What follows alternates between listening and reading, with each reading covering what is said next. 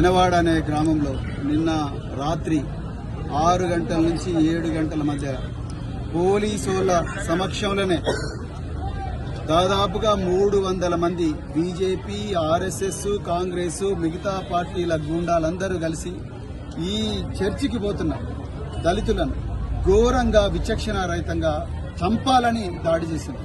దాదాపుగా 18 మందికి గాయాలైన, ఒక్కొక్కరికి 18 కుట్లు, 12 కుట్లు, 6 కుట్లు, చాలా మంది మహిళలు, చిన్న పిల్లలు, పెద్దవాళ్లు, చివరికి దివ్యాంగులు, పోలియో వచ్చిన వికలాంగులను కూడా చూడకుండా విచక్షణారహితంగా రాళ్లతోని కొట్టిన పరిస్థితి. ఇవాళ హైదరాబాద్ కూతవేటు దూరంలో ఎక్కడైతే మరి వీళ్ళందరూ ఈ దొరల ఫామ్ హౌస్లు ఉన్నాయో, ఎక్కడైతే సైబరాబాద్ ఉన్నదో, ఎక్కడైతే ఫైనాన్షియల్ డిస్ట్రిక్ట్ ఉన్నదో, ఎక్కడెక్కడైతే ఒక్కొక్క ఎకరానికి 100 కోట్లు పెట్టి దోపిడీ దొంగలు మరి సంపాదించుకుంటున్నారో అదే ప్రాంతంలో ఉండే ఈ జనవాడకు, హైదరాబాద్ కు కూతవేటు దూరంలోనే ఇలా మరి ఇంత ఘోరమైన దుర్మార్గమైన దాడి జరిగింది.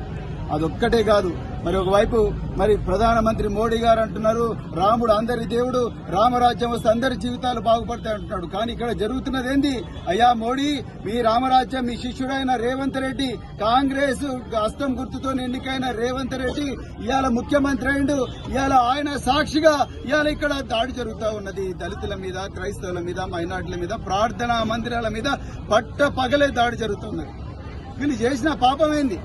వీళ్ళు కేవలం మా చర్చి ముంగటి నుంచి పాత తీరుగానే రోడ్డు వేయండి అంతే తప్ప కొత్తగా రోడ్డు వేయకండి అని. వీళ్ళు ఈ రోజు గ్రామ పంచాయతీలో సర్పంచ్లు లేరు, కేవలం స్పెషల్ ఆఫీసర్లే ఉన్నారు. ఈ పంచాయతీని తప్పు చేయాల్సింది స్పెషల్ ఆఫీసర్, కాంట్రాక్టర్, లేకపోతే హెచ్ఎండిఏ ఇంజనీర్లు చేయాలి. కానీ ఇవాళ బీజేపీ, ఆర్ఎస్ఎస్ వాళ్ళు మాజీ సర్పంచ్ భర్త వాళ్లకు ఏం అవసరం ఉన్నది ఇక్కడికి రావడానికి? ఇవాళ వచ్చి మాదిగా లంజా కొడుకులని తిట్టాల్సిన అవసరం ఏమున్నది? ఇదేనా మీరు? ఇందుకోసమేనా తెలంగాణ ప్రజలు మీకు ఓటేసింది? టీఆర్ఎస్ ప్రభుత్వాన్ని గద్దెదించి కాంగ్రెస్ పార్టీకి అధికారం ఇచ్చింది ఇందుకోసమేనా? మీరు చెప్పాలి. ఇవాళ వీళ్ళందరూ ఓటేస్తేనే కదా మీరు ఇవాళ ముఖ్యమంత్రి పీఠం మీద కూర్చున్నారు. ఇవాళ వీళ్ళని విచక్షణ రహితం కొట్టింది. కనీసం పోలియో వచ్చిన దివ్యాంగులను కూడా వదలకుండా 18 కుట్లు పడ్డాయి అతనికి.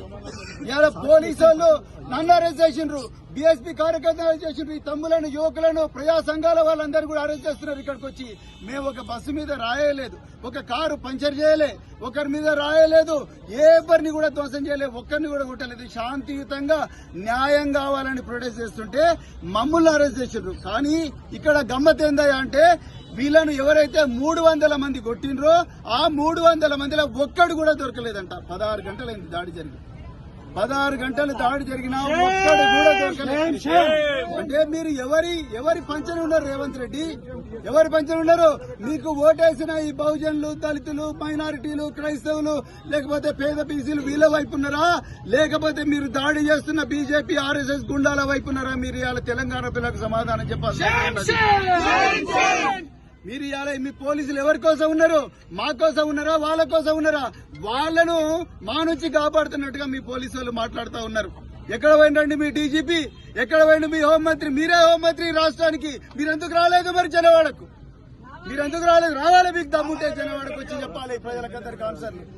ఎక్కడ పోయిండు మరి మీ హోంమంత్రి? ఎక్కడ పోయిండు? లేడు. మీరే హోంమంత్రి, వచ్చి చెప్పండి. మీ డీజీపీ ఎందుకు వస్తలేడు ఇక్కడికి? మీ కమిషనర్ ఎందుకు వస్తలేడు?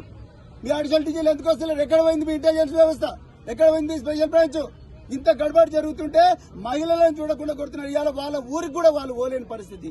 అంటే మీరు ఇచ్చిన 6 గ్యారంటీలు అంటే మీ 6 గ్యారంటీలు గంగల పోను. మాకు మా ప్రాణాలకు గ్యారంటీ కావాలి ఇవాళ.